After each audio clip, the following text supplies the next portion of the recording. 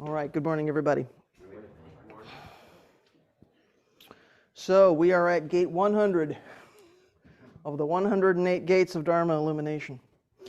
So our gate statement for today says, the wisdom view is a gate of dharma-illumination, for with it wisdom is realized and fulfilled. So somehow we need to see or view things in a certain way that we call wisdom, so we can make that wisdom concrete in the world, right? So it's not just our idea, it's not an abstract thing. Somehow we make that wisdom concrete in the world. So I think it's important that the English word here being used is wisdom, rather than knowledge or understanding, right, or intellectual endeavor of some kind. Wisdom in English, the word really, has this connotation of taking everything you've learned, everything you've experienced, that's given you some kind of a deep, clear vision of the universe, how things work, how this life really works, and then using that to exercise good judgment. I think that's really interesting. There's this really close connection between wisdom and good judgment. Good judgment says to me I'm doing something active in the world, not I'm sitting in my ivory tower sort of contemplating things, right? There's something about taking everything we've learned, everything we've experienced, our whole sort of life force, and making that concrete in the world. So Uchiyama Roshi says, wisdom or prajna is the foundation from which we make choices. Now, some of you know, because I've said more than once, decision-making was what got me into this practice. What I was looking for, everyone's got a question, right? You all had some life question that brought you to this practice, right? What's my place in the universe? What happens after we die, right? We all got a question. My question was, how do I make good decisions? Because it's got to be about something more than my opinion. I didn't know what that was, but I thought, based on what, right? So Uchiyama Roshi is saying wisdom or prajna is the foundation from which we make choices. And those are big life choices like, what do I do with my life? And there are small things like, what do I eat for breakfast, right? So we're making choices all the time. So with wisdom, every time we make a choice, we make it from the point of view of interconnectedness. Somehow we don't forget non-separation. Somehow we don't forget this network of interdependent origination. So what's the best thing for the network as a whole?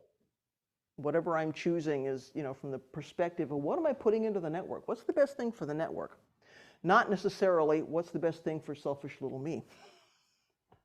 So is this choice, is this thing that I'm doing going to put wholesomeness into the world or unwholesomeness into the world?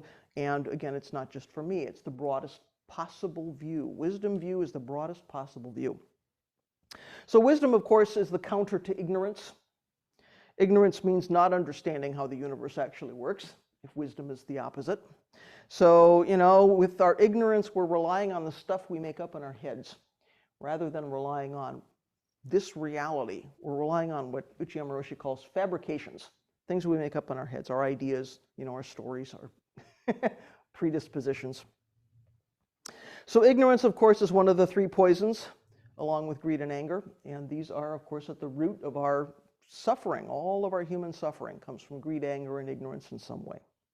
So it's safe to say that no one is completely wise or completely ignorant, much as we may think. We've met people in life who may be entirely one or the other. No one is completely wise or completely ignorant. We're all carrying and balancing these two things all the time. We have moments of clarity. We have moments of really seeing how things work. And then we've got moments of being completely out of our minds, completely confused and deluded. So sometimes we're able to take this clear, expansive wisdom view. Sometimes we're really stuck in how we wish things were, right? Because we know our suffering, a lot of our suffering comes from, I wish things were other than they are. I can't take the view from the point of reality because I so wish things were other than they were, other than they are. So this is not the first time we've encountered a gate dealing with wisdom after 100 gates of 108. Surely we've encountered this somewhere before, and yes, we have. When we talked about the 37 factors of awakening, that included 5 faculties leading to liberation. One of those things was prajna, or wisdom, which was said to be the highest virtue. So that particular gate said, the faculty of wisdom is a gate of dharma illumination, for with it we really see all dharmas. right? This very clear view. So we also talked about the 6 paramitas, one of which is wisdom. And that particular gate said the wisdom paramita is a gate of dharma-illumination, for with it we eradicate the darkness of ignorance, together with attachment to views, and we teach and guide foolish living beings. So, quick review here of what we already know, or think we know, about wisdom in this tradition, and then we'll talk about what this gate is particularly adding to this conversation. So wisdom, again, is the largest possible view. It's the umbrella that includes all of these gates, all of these teachings. All of them somewhere connect to, fall under wisdom. So all these teachings are aspects or elements, of course, pointing to wisdom. So we could say, well, wisdom is, includes them all. We can also say they're all pointing to the same thing. They're all pointing to the same wisdom. So we need to understand how each of these aspects is connected to wisdom. Otherwise, we can use them for good or bad. We can use them for wholesomeness or unwholesomeness, right? So from the 5 faculties that lead to liberation, the other 4, faith, effort, mindfulness, and concentration, are no good if they don't contain wisdom. They're not effective. They don't work. From the paramitas, the other ones, diligence, patience, generosity, all the other paramitas, aren't actually perfections unless they contain wisdom, because we can twist them, we can corrupt them, right? Ethics or morality doesn't work without wisdom either. So Todo-san has said, without prajna, the precepts become a lifeless set of rules, right? We can just apply them kind of rigidly without actually seeing the circumstances of this moment. Who's in front of me? What's going on in this moment? I'm just going to rigidly apply precepts without wisdom, without prajna. It doesn't work, right? If we strictly apply do not kill, we can't live. We would have no food. We couldn't move through the world. So we need to apply that with wisdom and compassion. So we can make the same mistake in zazen. We can think, well, this is my zazen designed to make me better at getting whatever it is I want, or better at being self-centered somehow. That's zazen without prajna. We're sitting, we're taking the posture, we're going through the motions. If we're attached to 5 skandhas, we have zazen without prajna. We're using it for something, right? So wisdom encompasses both thinking and non-thinking. So even in zazen, it's not that thinking is bad and non-thinking is good. Thinking is going to keep happening because we have a human body and we have a human brain and we have karma. And thinking is going to keep happening. So it's not that we never use our intellect. It's not that we never use our discriminating mind. And this is a pitfall we can fall into, right? When we're thinking about wisdom, but when we're just going through our practice. We hear a lot about, well, let go of thinking. And we might think that means I should never make a choice, or I should never make a decision, or somehow using my brain is not good practice. And we know it's not possible, right? It's not possible to function that way. So we just need to see that there's something beyond thinking and non-thinking, beyond form and emptiness. So there's nothing left out of wisdom. Wisdom holds it all. So it's not to say we're only wise when we're not thinking, ironically, or we're only wise when we're doing this but not that. Wisdom holds it all somehow. So since prajna is all about reality, prajna cannot be an abstract thing. Prajna can't be somewhere out here if prajna is about taking a very realistic view. So it's what helps us understand what our lives are actually about. What am I actually doing in this moment? What is actually in front of me in this moment? How are things actually working?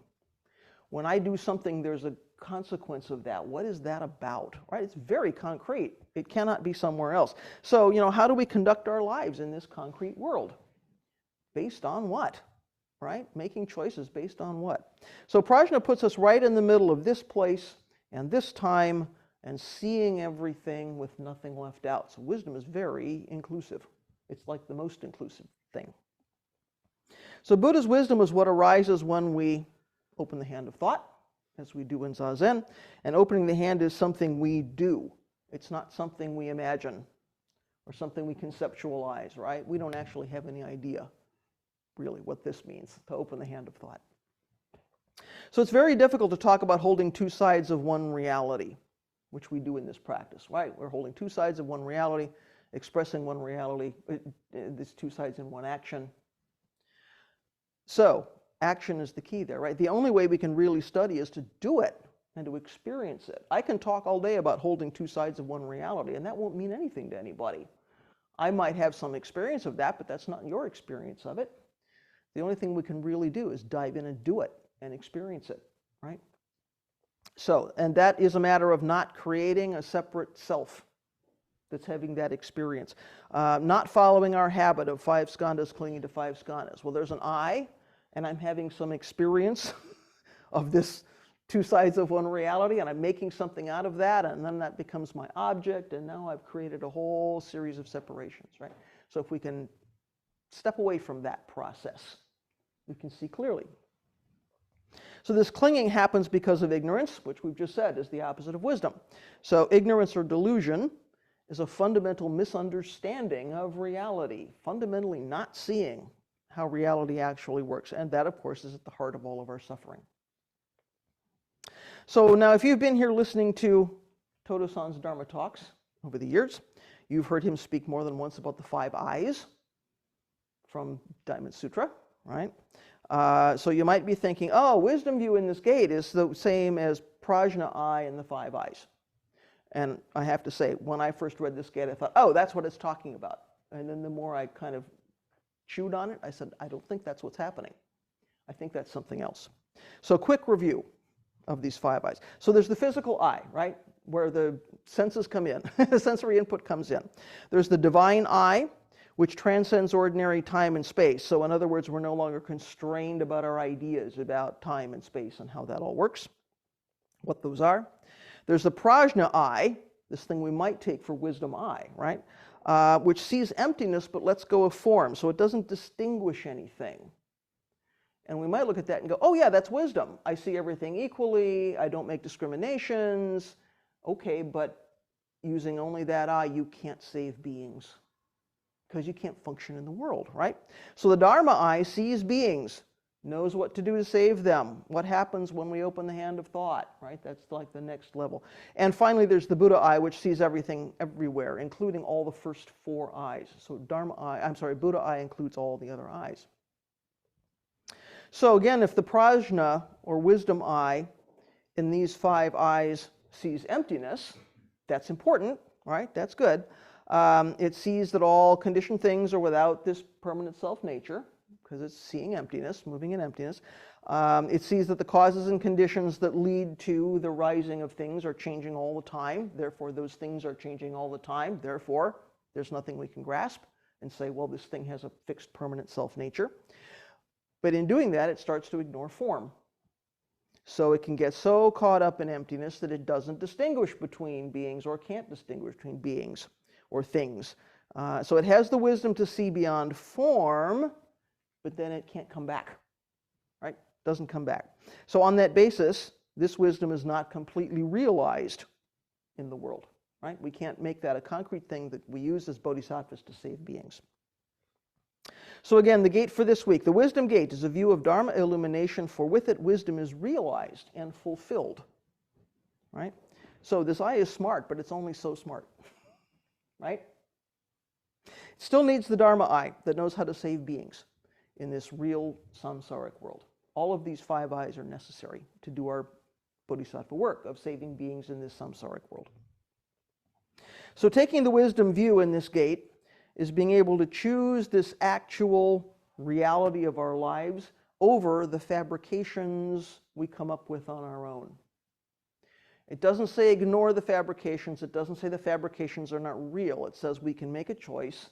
We can see what these fabrications are and what they're doing and go, oh, that's a fabrication. This is reality. I need to make a choice on that basis. So, our ideas, our stories, our I wish things were some other way. We go, okay, I see what that is. I know what that is. Maybe isn't reality. So then, having chosen this complete, expansive, realistic view, we know what to do next as bodhisattvas. We're using all the five I's, right? We know what the action is to take next, how we concretize, if you will, how we realize this wisdom. So the thing about this is we're not cultivating some lofty kind of mystical view where we're going to sit up on top of the mountain in a purple cloud and, you know, a lot of glitter, and people are going, ooh, you know, look at the sage on the mountain. That's kind of not what we're doing here. We're not doing it to enjoy a magical experience. We're also not cultivating special powers that we can use for our own ends. We think somehow wisdom might be, oh, I'm going to get something out of that for me. I'm going to have some special power that's going to benefit me in some way. So we might aspire to be sages or wizards or whatever we think those are, but I think the bodhisattva is more than that. So a sage can be powerful, right? A sage is a powerful image. A mystic, a wizard is a powerful image.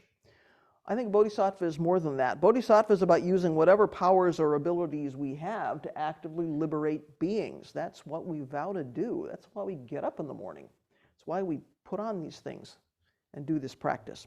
So this gate says wisdom is realized, or wisdom is fulfilled. So we make this wisdom real and tangible in the world, and that's what gives it meaning. And in other words, that's where wisdom is fulfilled, which I think is a really interesting word in this gate. Doing something fulfilling is doing something with a deep meaning, doing something with a purpose. So something satisfying, not only to our small self-ego, right, but in our larger bodhisattva aspiration. We need the wisdom view in order for that to work. And, you know, wisdom, or the universe, needs us in order for that work to happen. So it's not one-sided, right? We need the wisdom in order to do the bodhisattva work, but the universe needs us to do that work. Otherwise, that wisdom doesn't become real. So no matter how universal our aspirations are, in this life at least, we're using this karmically conditioned body and this karmically conditioned mind to do the bodhisattva work. We're always saying this is the ground of our practice, right? Without this human form, we couldn't sit, we couldn't do the bodhisattva work. So this karmically conditioned body and mind is really the foundation of our practice. So it's useful to know that the human condition is such that we need three things in order to feel like what we're doing is fulfilling. So the first one is we need to feel like bodhisattva practice, the bodhisattva practice that we're doing, it personally matters to us, right? That we care about it, that we're interested in it, that we're sort of leading our lives in an authentic way, doing this bodhisattva work. So I don't see how this happens without drawing on this wisdom that arises when the small self gets out of the way. And that's ironic, isn't it? Because, you know, that's when our personal lives become authentic. When the small self gets out of the way, that's when our life really becomes authentic. That's when Buddha nature gets manifested. That's when the real self sort of shows up to do the work, because we're not pulled around by the fabrications. So if all we're doing is relying on our own ideas, or even what Buddhas and ancestors tell us, without directly practicing, experiencing that wisdom for ourselves, somehow I think we're going to feel inauthentic and like we're separate from what we're doing. We're doing what someone tells us to do, or we're relying on a view that someone else has had and describes for us. It's not our own. It's not our experience, right? We can feel a little bit inauthentic about that. Well, I'm kind of putting on a character, kind of putting on a persona, right? Things don't matter to us in a direct, personal way. So in the beginning, we come to this practice, and of course, we imitate our teachers and our Sangha brothers and sisters, and we learn with the body, and fake it till you make it, and all that stuff. And there is a way that we learn, right? But we can't stop there. If I'm simply parroting everything my teacher ever said, or everything I ever read in a book, that sounds great. It might impress people, but it's not really my experience. Is that really authentic? Maybe not. So if we're just sort of acting out our fantasies, putting on somebody else's clothes, if you will, playing the part, we don't care. It's not interesting. It's not authentic. It doesn't matter. It's not fulfilling, or it's not satisfying, We might be satisfied in how completely we can imitate our idea of what a sage is, but is that really what our practice is about? Okay, second thing we need in order to feel like what we're doing is fulfilling. We need to feel like we're making good use of the things we know and the things we know how to do. So we're making a good investment of ourselves in whatever this practice is. So now that we're cultivating this wisdom, what are we doing with it? Right? So our karmic circumstances are all different. We've all got different skills, abilities, talents, experiences, interests. capacities. I have a terrible sense of direction on a good day, but I'm pretty good at knitting a sweater, or I'm pretty good at formatting a document, right? Jeff may not have any experience as a doan, but he's darn good at woodworking. He can make a mean dining room table, right? So we've all got something we can do, something we can offer. All that stuff falls under this big umbrella called wisdom. So as bodhisattvas, we're always doing discernment. What can I offer in this moment? How do I do that? What can I offer, and how do I offer that effectively? Am I offering what this moment really needs, or am I simply offering what I want to offer? Or do I want to offer something that makes me look impressive, whether this person needs it or not, right? What am I offering? How am I doing that? So we might not think we have anything to offer in a given situation. But, acting on wisdom in that moment sometimes isn't what we think it is. So it is not having the answer to every problem. It's not being able to solve everybody's grief. It's not necessarily dispensing a lot of sage advice. Someone in front of you is weeping and has a problem. Wisdom is sometimes not having all those answers, right?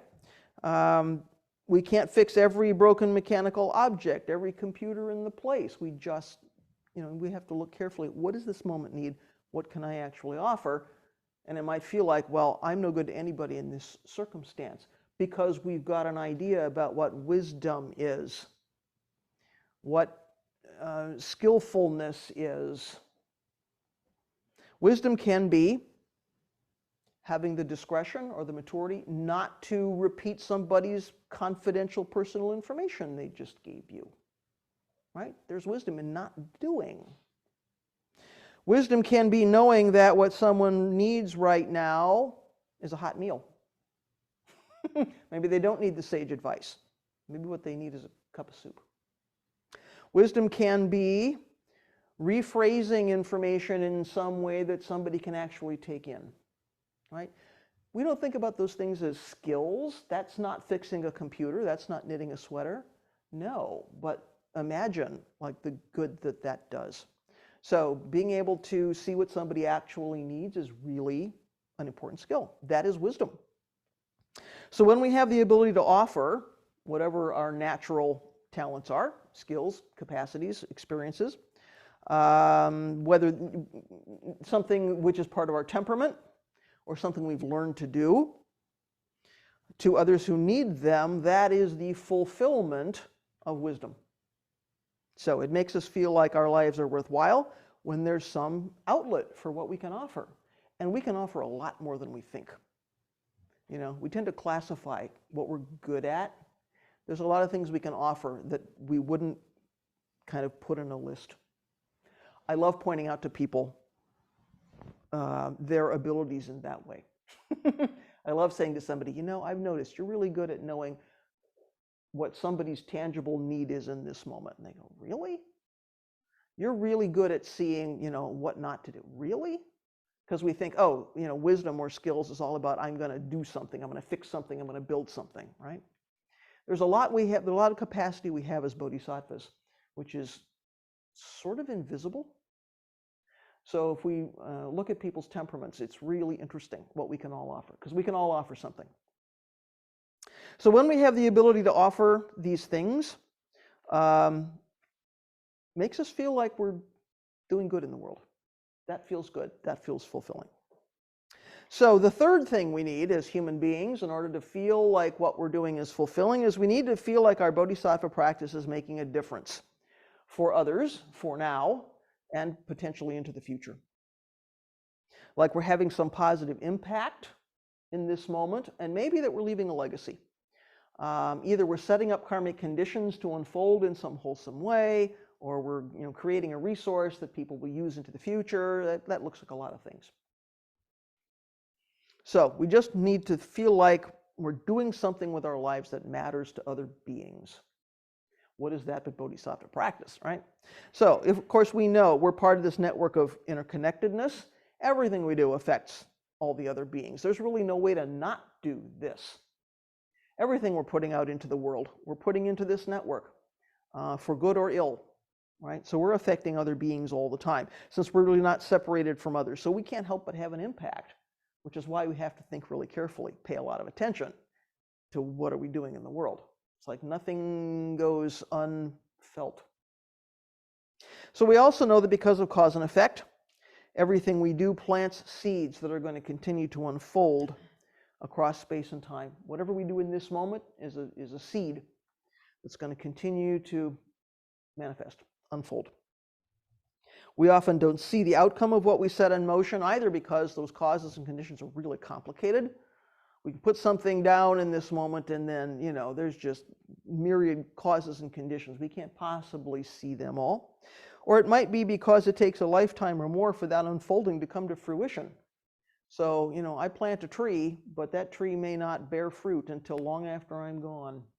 Or I might train a student, and that student might train a student. I will never see that perhaps, but somehow there's some seed that's been planted that's unfolding. So so there we have three things. So for human beings, fulfillment is doing something that personally matters to us, making good use of what we are offering, and making a real difference for other beings. So now we have a real challenge with this whole fulfillment thing, because it would be so easy to just use our personal satisfaction as the yardstick of our success. I'm personally feeling fulfilled in my little karmically conditioned small mind way. Therefore, yay, I'm a successful bodhisattva. Right? It would be really easy to do that. This I wants a fulfilling life based on what I think that will bring me. So people will admire me, people will love me, or at least I will love me, or I'll simply feel good about myself and my ability to help others. So how do we do this wisdom is realized and fulfilled thing without engaging in a lot of self-clinging and a lot of building of self? If we're really taking the wisdom view, we are not stuck in this restricted kind of small self view, small self world. We're seeing the small self. We're completely appreciating the small self for what it is. We completely appreciate this karmic body and mind for what it is. It's necessary. We need it. All of our karmic circumstances that allow us to give whatever we can give, skills, ability, experience. That might be our ability to make great pizza, or it might be our ability to do cardiothoracic surgery. I mean, it just depends on our karmic circumstances, right? And what we can offer. So as Dogen says, all of our six senses are themselves instances of prajna. So wisdom is not just the working of the mind. So wisdom is realized when we simply function wholeheartedly, function wholesomely, concretely in the world. And at the same time, we also see that those five skandhas are empty, so there is no small self that has this permanent nature that we can grab onto and claim as I or me. So we can ask ourselves what we're really feeding with the need of this I for a fulfilling life. Is there anything there that needs to feel like it has this fulfilling life?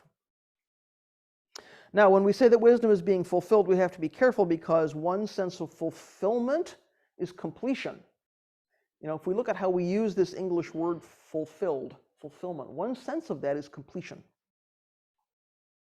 And in so many aspects of our practice, of course, fulfillment or completion is completely impossible, right? We still make the attempt, but there's so much about this practice that doesn't have an end. Takes longer than forever, as Todo-san sometimes says. So we take bodhisattva vows knowing we can never fulfill or complete those vows. Those vows have no beginning, no end, no front, no back, no outside edges, right? Where is the edge of that? So we'll never save all beings in this lifetime. We will never extinguish all our desires in this karmic form. We will never make it through all the Dharma gates. We will never make Buddha's boundless or boundaryless way real, concrete in every possible way. And yet we vow to do these things. We're about to vow to do them again several times. And yet, there's no end. There's no fulfillment of that. There's no completion of that. So in the same way, there's no end or completion to wisdom. Where's the outside edge of wisdom? Where do we get to the end of that? There's no end point at which we say, well, now I'm as wise as I can possibly be. I'm as wise as any person can ever be. There's no endpoint at which we've completely exhausted all the wisdom that we have in the service of beings. Somehow there's something else we can offer. In the next moment, everything changes, and we offer something else. And it might be a different person that's in front of us, and it might be the same person with different needs, and there's just no exhausting that wisdom in the service of our bodhisattva work. And on the one hand, golly, that's exhausting. Doesn't that just sound like, man, there's no end? And on the other hand, it's like, yeah, and there's this inexhaustible something we tap into called wisdom and compassion and Buddha nature and emptiness, right? We're never going to run out of it. That feels uplifting, right? We're never going to exhaust our wisdom in the service of beings. So where's the outside edge of that? I think we'd have a hard time finding it. So wisdom is simply the total dynamic functioning of this reality. It's nothing other than that. There's certainly no end to that because there's no separation between the actors, if you will, the beings taking action, and the functioning. There's no separate I or you or a being taking some action with some kind of outcome or for the benefit of other beings, right? There's no real separation there.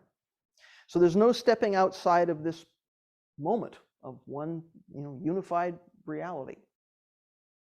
So in this sense, the fulfillment of wisdom is the recognition or the understanding that there is nothing outside of this moment of wisdom's total functioning. We can't step outside of it. Recognizing that is in itself fulfillment of wisdom. So something's being cultivated, something's being developed, it's being turned around back into the world for the benefit of beings. And that wisdom is also the support coming to us as living beings for the continuation of our own lives and our own practice and supporting us as we go forward. So there's no separation between any of those elements, and fulfillment is already there. It's already happening. So a few of us were having a conversation about this the other day, about the nature of the circle of the way. And maybe you've heard about this circle of the way. So how our practice life is not a linear thing, where we're cultivating something to move us along a line and get from here to there, right? Somehow pointing outward, taking something away from the circle of functioning for ourselves, like I'm going to sit, I'm going to study, I'm going to do work practice, I'm going to gain something, I'm going to become wise and compassionate. And somehow that's about me taking something out of the circle and taking it home. And we think that's the way it works. Actually, we don't really have any choice but to return whatever we're doing to the circle of the way, because we can't step outside of this network of interconnection, right? There's no chance to take that home and put it in my closet, right? It's already gone back. It's already part of the circle of the way. So, we're not actually pointed away from that circle. It's not really possible to be pointed away from that circle. By its nature, a circle is always complete. So we might say a circle is always what? Fulfilled. So in our tradition, we have this phrase, Gyoji Dokan. Maybe you've heard about Gyoji Dokan. Gyoji is practice, and Dokan is preservation or maintenance. And so together they mean continuous practice of the way. And there's more than one way to practice with that. And we could spend a whole week just talking about that. It's actually a key term in the Sotoshu world. It's one of the 24 key terms, Gyoji Dokan. So sometimes we use this image of the circle, right? So Gyoji Dokan in itself, practice and preservation or maintenance. And so we get this picture, continuous practice, circle of the way. So there are, if you've looked around in the Western Zen world, you've seen dozens of Western Dharma centers that use the Enso, use the circle, as a logo, as a symbol, right? It's all over the place. Or they use it somewhere in their branding. Somehow for us, it's a powerful, meaningful symbol. It's also really easy to draw. So you can be a wonderful brush master and you can do a really, enlightened kind of Enso, but it's a simple, easy thing to draw. So it makes sense as an image of this nonlinear path. So we don't go from here to there because there's nothing other than here, and we just keep coming back to that, right? It's like you're in a hall of mirrors and you're trying to find the way out and everything looks the same and you can't figure out how to get out, right? Circle of the way is like that. We can't step outside of it. So as Dogen says repeatedly, practice and awakening are not two. So aspiration, practice, awakening, nirvana all rise together. There's no getting from here to here. There's just this circle of the way where aspiration, practice, awakening, nirvana are all right there, and they arise together. So not only are the two ends of the line, if you will, connected into a circle, so there's no break. Travel on the circle doesn't have a direction. So we can go either way. We're never going to get to the end, so it doesn't kind of matter what direction we go, right? There's nothing linear about that. So in this view, it's not necessary to decide whether what we're doing is meaningful for us. Are we feeling fulfilled by it? Kind of not a question we have to worry about whether we're making good use of what we have to offer. What is good, right? Whether we're making a difference or enough of a difference for other beings. What's enough? Says who? In other words, whether we feel fulfilled. So Sawaki Roshi says, if you aren't careful, you'll spend your whole life doing nothing besides waiting for your ordinary person hopes to someday be fulfilled. Right? What are we waiting for in our practice? Are we waiting for, a light to go off and someone says, oh, now we're really practicing, now we're really doing this thing, now wisdom is really here, right? Says who? So elsewhere, Sawaki Roshi says, living out the Buddha Dharma means fulfilling your function completely without knowing that you're doing it. A mountain doesn't know it's tall. The sea doesn't know it's wide and deep. Each and everything in the universe is active without knowing it. In other words, there's no judging going on. Sea is just doing what sea does. Right? Mountain is doing what mountain does. Completely fulfilling its Dharma position, completely fulfilling its function, and not worrying about, what do I think about this? Right? Am I completely manifesting wisdom? Well, the sea is just doing what it does. So wisdom and the action that arises from that wisdom, and the person doing the action, and the recipient of the action, not really separate. There's just total dynamic functioning happening here without a gap. This is the circle of the way. No gap. So one other thing I think we need to notice about the image of that circle, the inside is empty. There's nothing in there, which is another layer about why I think that's a really interesting image, right? If we really dig into that image, it's a really interesting image of our practice. So case 77 of the Book of Serenity says, the empty space of Dokkan is never filled up. Interesting. The circle of the way, the fulfillment of wisdom, starts with what? No self, starts with emptiness. That circle doesn't work if there's something in the middle, right? That donut's not a donut if the donut hole is in the middle, right? I mean, it's got to be empty. There has to be no self as the basis for that to work. So wisdom view that understands the nature of self and what five skandhas are about and how we cling to five skandhas and how we go down that rabbit hole, that is the foundation for making wisdom complete in the world, for making it manifest in the world in concrete. So in that moment, wisdom is fulfilled because there's nowhere in that circle, outside of that circle, that wisdom doesn't reach. So that circle is a bit of an artificial boundary, right? And yet, in this human brain, we need something to work with. But if we think about that circle, there's nowhere that wisdom doesn't reach, and in that moment, wisdom view is realized and fulfilled. So what would you all like to say this morning about wisdom view, or the circle of the way, or anything that happens to be on your minds? Let's start with folks in the room, and then we will go to the folks at home. Anyone here have a reflection, something to say? Ritoku. Kind of two questions in one. They're related. Uh-oh. First, in the Buddhist literature, I think you touched on this briefly. I want you to draw it out a little bit more. Compassion and wisdom are not different. Yep. So that's part one of the question. Part two, Platform Sutra. Wisdom and meditation are not two. Elaborate. Oh. Golly, that sounds like a test question on a final, right? Such and so discuss. Okay. So wisdom and compassion are not two. Well, compassion arises when we see the true nature of beings. And when we see the true nature of this network of interconnection, because if we really see that, we can't help but have compassion. So again, we have to know, compassion is not an emotion. Compassion is not I feel sorry for somebody or I really like somebody. That's not what compassion is. Compassion is simply feeling together.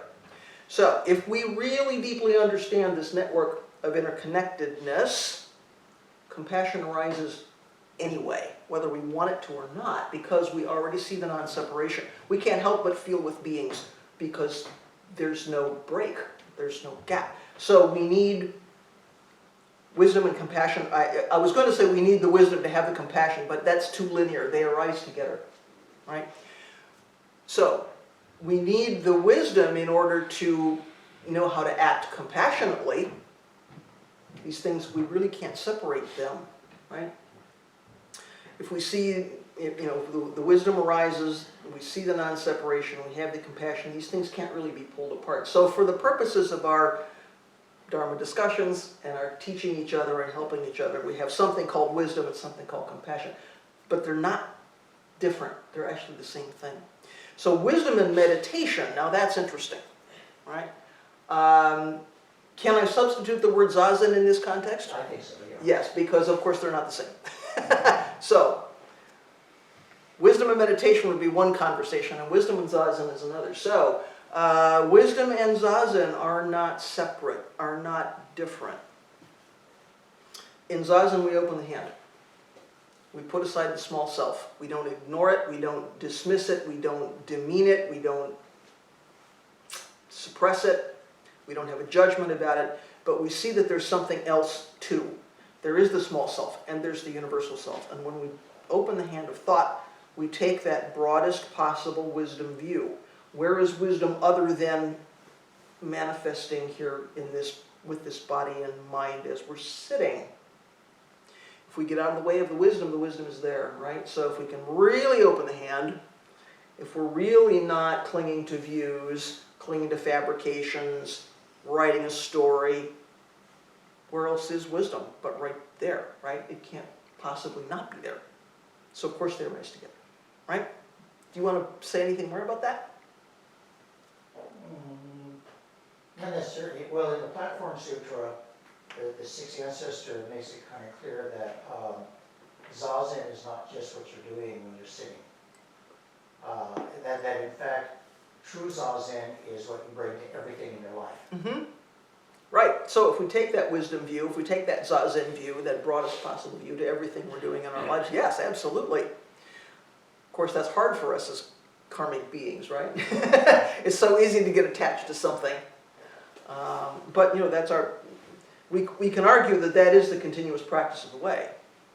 We can argue that, here when in the context of these 108 gates, when I talk about mindfulness, what mindfulness is we simply don't forget to practice. We simply don't forget what Buddha taught. So moment by moment by moment, we don't forget that wisdom view, that zazen mind, that opening the hand of thought. And it's so easy for us to forget, right? It's so easy for us to get distracted. So it's a wonderful aspiration to say, I'm going to take my wisdom off the cushion, realize it, fulfill it in my moment by moment life. It's a huge and important practice, right? What would others like to say? Reflections, questions, thoughts, wisdom? Anyone have any wisdom to offer for today? Mark, please. I guess the thoughts that, I generally have is because, genuine wisdom is a really scary thing just because, this investment that I have in my small self is the way that I can live in at least some sort of happy denial of the fact that one day I am going to get old, sick, and guess my last breath. And so then when you're sitting for long periods of time and that sense of self kind of floats away, it can be a really, really, really, really terrifying thing.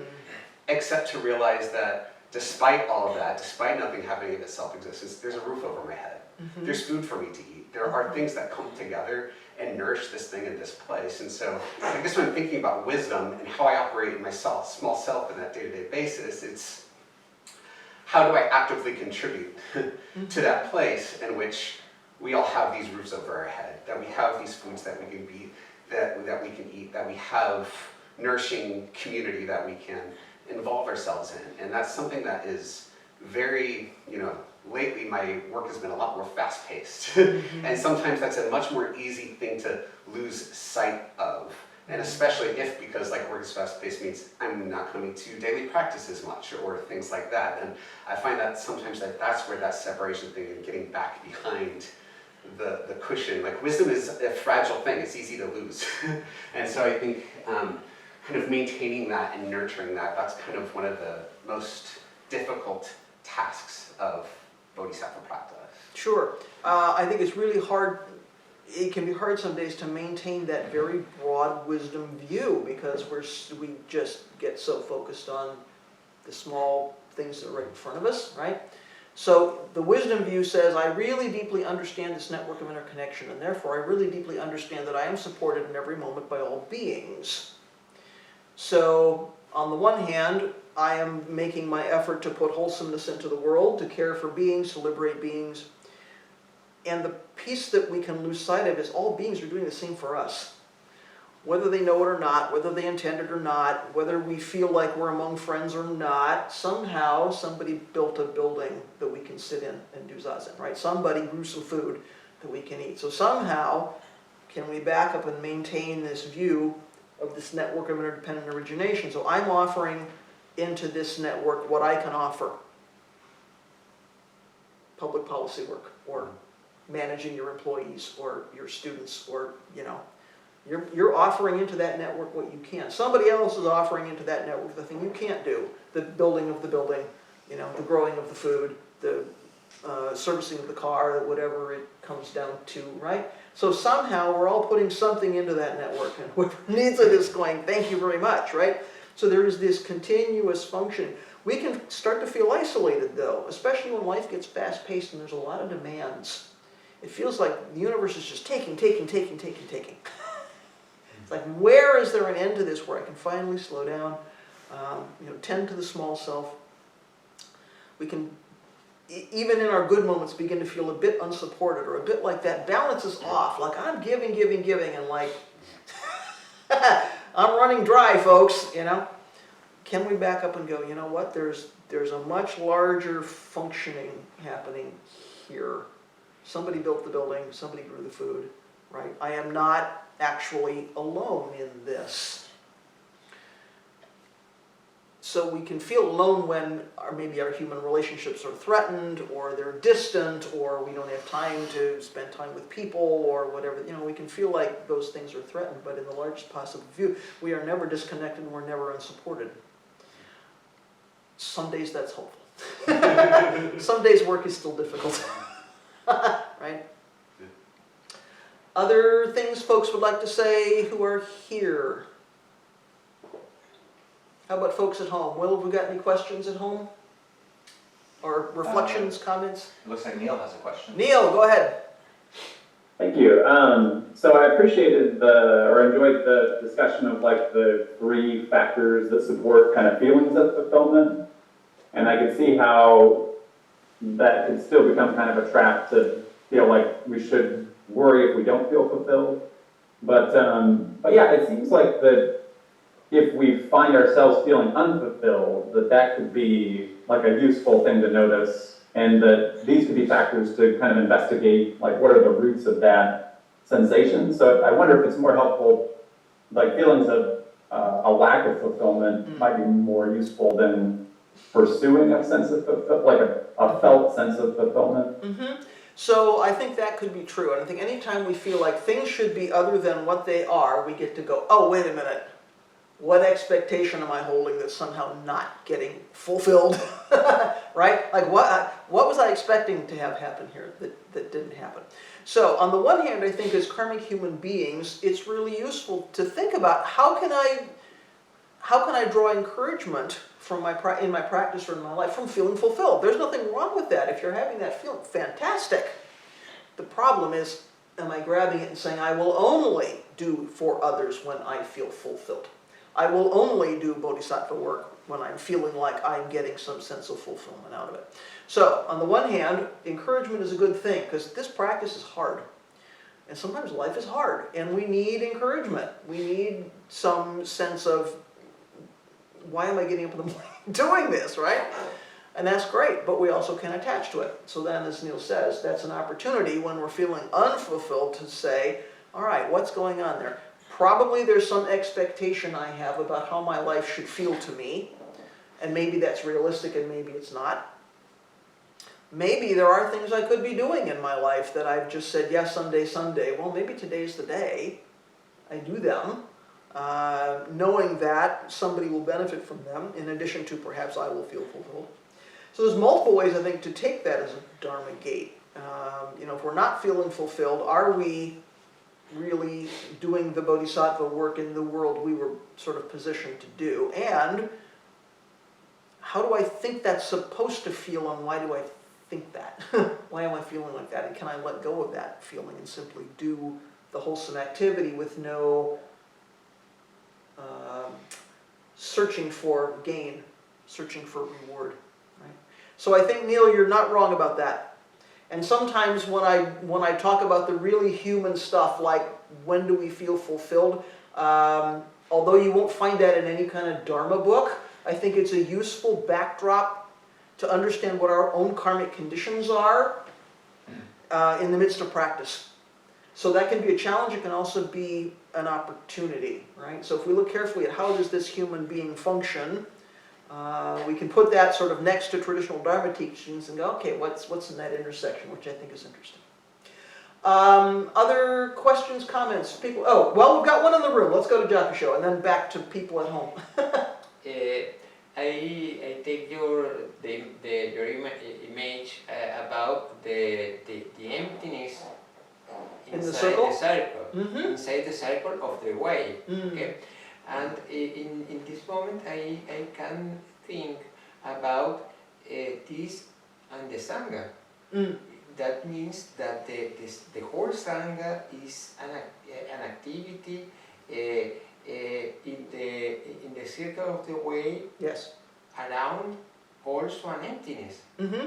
Sangha is not something fulfilled, but is working, practicing around an emptiness. It's another way to Sure. see Sangha. Of course. And that's important, isn't it? Because if we take Sangha, if we take community as an opportunity to investigate interconnectedness, which is what Sanshin is all about, we're looking at, for the purposes of that practice, a particular group of karmic beings with a particular shared aspiration. And if we can figure out how this works, and how emptiness is functioning here, and how no separation is functioning here, amongst a group of people who all are trying to walk Buddha's way, we're in a better position when we leave the Zendo, leave the Dharma Center to go out into the world and encounter the absolute Sangha, right? All beings who are would not necessarily say, I'm in the Sangha practicing Buddha's way. How do we work with that as a field of emptiness, right? So this is our crucible. This is our practice opportunity. This is our laboratory. We got some scientists in the room. This is our laboratory, right? Can we learn, study, see clearly how Sangha functions as a manifestation of emptiness, with nothing in the middle, with people who are actually using this language and have this aspiration? What can we learn from that then we take into the larger world, into the absolute Sangha, the largest possible Sangha of all beings? It's an interesting point, isn't it? Because we don't think about Sanghas as being empty. If we think my Sangha is empty, we think, dang, I'm not doing enough outreach. No one's in the Zendo. Right? There's nobody here. Well, there is nobody here. And there's 2, 4, 6, 8, 10, 12, 14. There's 16, 18 people here. There's nobody here. Right? So how can we really understand that? With wisdom view, we see that. We understand that.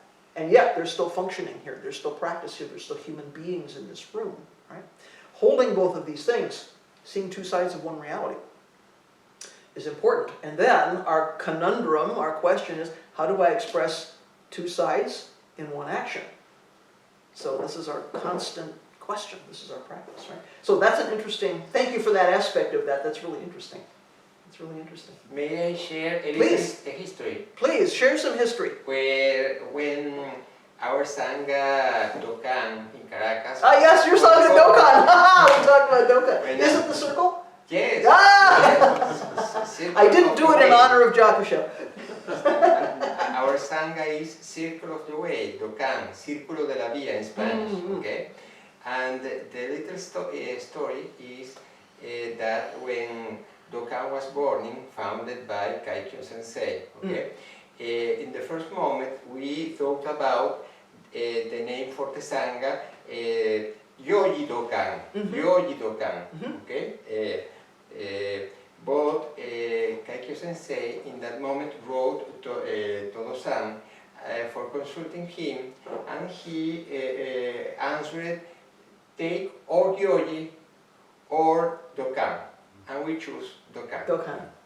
Ah, good. I'd forgotten your Sangha's Sangha Dokan. Well, so it was appropriate to talk about Dokan. Well, so we've got somebody who's definitely practicing in the Circle of the Way. And you have how many folks in Caracas? How big is your Sangha? How in the practice yesterday, Saturday, there was 10 people in the practice. Other days 8, other days 15. So kind of like our Sangha. Yeah, interesting. Good. It's always interesting to hear how somebody else practices, especially somebody maybe in another culture, another country. So yeah, good. So Kaikyo was my Dharma sister who founded their Sangha. So good. Well, we're all Dharma cousins together. Anybody at home, Will, who has something else to say? I'm seeing no hands. All right. We've circled back to the beginning. So we will do our closing chant and a few announcements, and we'll move off to tea time. Thank you, everybody.